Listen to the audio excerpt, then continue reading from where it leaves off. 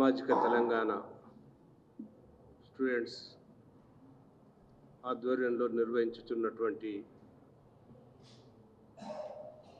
57 ఉపకులాల వారి భవిష్యత్తుకు సంబంధించి వాళ్ళ భవిష్యత్తు ఏమిటి, రేపు వర్గీకరణ తర్వాత వారి వాటా ఏంటి అని ఒక ఉన్నతమైన దృక్పథంతో ఏర్పాటు చేసినటువంటి వేదికకు ముందుగా నేను హృదయపూర్వకంగా అభినందిస్తూ ఈ కార్యక్రమంలో పాల్గొన్నటువంటి తమ్ముడు అజయ్, అలాగే ఎస్సీ ఉపకులాల 57 ఉపకులాల అధ్యక్షులు అన్న చింతల రాజలింగం గారు, అలాగే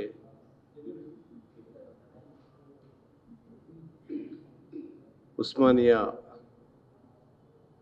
ప్రొఫెసర్ గజవల్లి ఈశ్వర్ గారు, అలాగే గౌరీశంకర్ బైన్లా, ఇంకా చాలామంది నాయకులు ఉన్నారు. వేదిక ముందు చాలామంది ఉపకులాల నాయకులు ఉన్నారు. అలాగే వివిధ సంఘాల నుంచి వచ్చినటువంటి బీసీ సంఘాలు అయితేంది, పీడిఎస్ నుంచి, తర్వాత బీసీ ఇంకా కొన్ని సంఘాల నుంచి వచ్చినటువంటి నాయకులకు మాకు మద్దతు తెలపడానికి వచ్చినటువంటి ప్రతి ఒక్కరికి హృదయపూర్వకంగా నమస్కారాలు తెలియజేసుకుంటూ, ఇది ఒక చారిత్రకమైనటువంటి మీటింగ్గా నేను భావిస్తున్నాను. ఎందుకంటే ఉస్మానియా అంటేనే ఒక ఉద్యమాల గడ్డ. ఏ ఉద్యమం తీసుకున్నా అది ప్రాంతీయ ఉద్యమం కావచ్చు, కుల ఉద్యమం కావచ్చు, విముక్తి ఉద్యమం కావచ్చు, మహిళా ఉద్యమం కావచ్చు, ఏ ఉద్యమం తీసుకున్నా ఉస్మానియా నుంచే మొదలైంది. దాని పరంపరలో ఈరోజు ఈ ఉద్యమం కూడా ఆ పరంపరలోనే కొనసాగుతుందని, తప్పకుండా ఇది ఉద్యమ కేంద్రంగా ఉంటుందని మరొకసారి మేము భావిస్తూ, ఇక వర్గీకరణ దాదాపు 30 సంవత్సరాలుగా మనం చూస్తూనే ఉన్నాము. మందకృష్ణ అన్న గారి నాయకత్వంలో వర్గీకరణ ఉద్యమంలో మేము ప్రత్యక్షంగా పరోక్షంగా భాగస్వాములుగా ఉంటూ అన్ని విధాల సహకరిస్తూ, వర్గీకరణ ద్వారా అది వర్గీకరణ అంటే ఇంతకుముందు తమ్ముడు చెప్పాడు, 2 కులాల సమస్య కాదు. నిజంగా ఎస్సీలలో ఉన్నటువంటి ఎవరైతే వెనుకబడి ఉన్నారో వారందరి సమస్య, అంటే దాదాపు 57 ఉపకులాల సమస్య, అంతేగాని కేవలం మాలల సమస్య కాదు అని ప్రతి ఒక్క ఉపకులానికి సంబంధించిన వాళ్ళము వర్గీకరణకు మద్దతునిస్తూ ఉద్యమంలో భాగస్వాములవుతూ ఈ స్థాయి వరకు తీసుకొచ్చాం. ఈ నేపథ్యంలోనే సుప్రీంకోర్టు జడ్జిమెంట్ రావడము, సుప్రీంకోర్టు జడ్జిమెంట్ను కూడా ఒక్కొక్కరు ఒక్కొక్క విధంగా అన్వయిస్తున్నారు. సుప్రీంకోర్టు ఏమన్నదంటే 341 ఆర్టికల్ ఎస్సీలందరూ హోమోజీనస్ కాదు, it is a heterogeneous community అన్నారు. అంటే వీళ్ళలో చాలా వరకు వ్యత్యాసాలు ఉన్నాయి, వెనుకబాటుతనాలు ఉన్నాయి, ఇంకా ఎన్నో విషయాలలో it is a heterogeneous community. కనుక వీళ్ళలో వర్గీకరణ చెయ్యాలి అని ఒక జడ్జిమెంట్ ఇచ్చింది. దానికి ప్రాతిపదికన జనాభా అని ఎక్కడ చెప్పలేదు, జనాభా ఎంత ఉందో అంత ఇమ్మని చెప్పలేదు.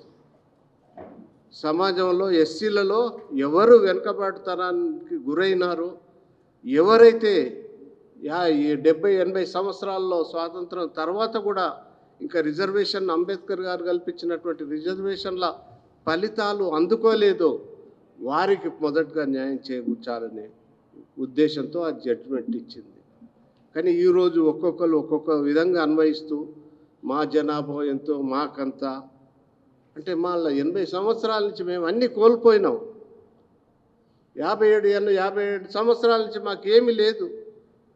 ఏదో అక్కడక్కడ మాలాంటి వాళ్ళం కొంత చదువుకున్నాం వచ్చినాం. కానీ ఇప్పటికీ చాలామంది కులాలలో కనీసం 10వ తరగతి ఎస్ఎస్సి ఇంటర్ డిగ్రీ కూడా చేయని వాళ్ళు ఉన్నారు.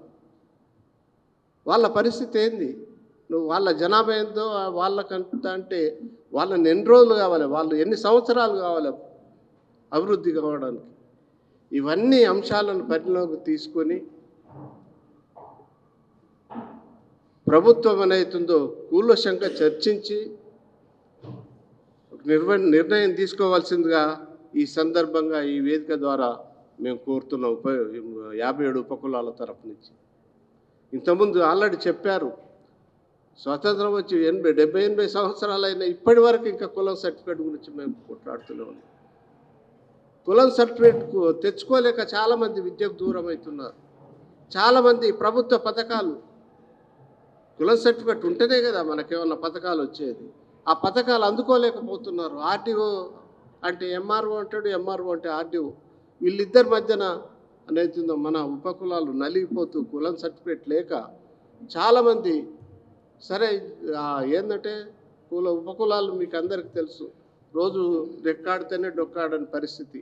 వాడు నెల కొద్దీ ఆర్డీఓ చుట్టూ తిరుగుకుంటూ సర్టిఫికేట్ గురించి తిరగలేడు. ఇవన్నీ ప్రత్యేక పరిస్థితులు ఉన్నాయి. వీరన్నిటిని దృష్టిలో పెట్టుకొని ప్రభుత్వం అనేతుందో కూలంకషంగా చర్చించి జనాభా అనేతుందో ప్రాతిపదికన కాకుండా వెనుకబాటుతనం అనేతుందో ప్రాతిపదికన తీసుకొని తగిన వీళ్ళను ఎవరైతే ఎస్సీ ఉపకులాలు ఇప్పటి వరకు సంక్షేమ పథకాలకు దూరంగా ఉన్నాయో,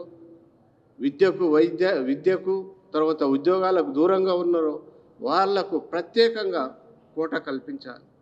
ఇంతకుముందు తమ్ముడు చెప్పాడు, బీసీ ఏ గ్రూప్లో అనేతుందో ఒక 3-4% ఇచ్చి వాళ్ళందరినీ మీరు ఎవరైతే వాళ్ళను చేయండి, చేసిన తర్వాత అప్పుడు మిగతా అభివృద్ధి చెందినటువంటి కులాలు పంచుకోవాలి. ముందైతే వాళ్ళ వాటా అనేతుందో వాళ్ళకి ఇవ్వాల్సిందిగా మేము కోరుకుంటూ, ఇక వర్గీకరణ గురించి జరిగే ఉద్యమం 1,00,000 గొంతులు 1,00,000 డప్పులు 1000 గొంతులలో ఆల్రెడీ మేము ఉపకులాల తరఫు నుంచి పాల్గొంటున్నాము. దానికి మద్దతు తెలిపాము.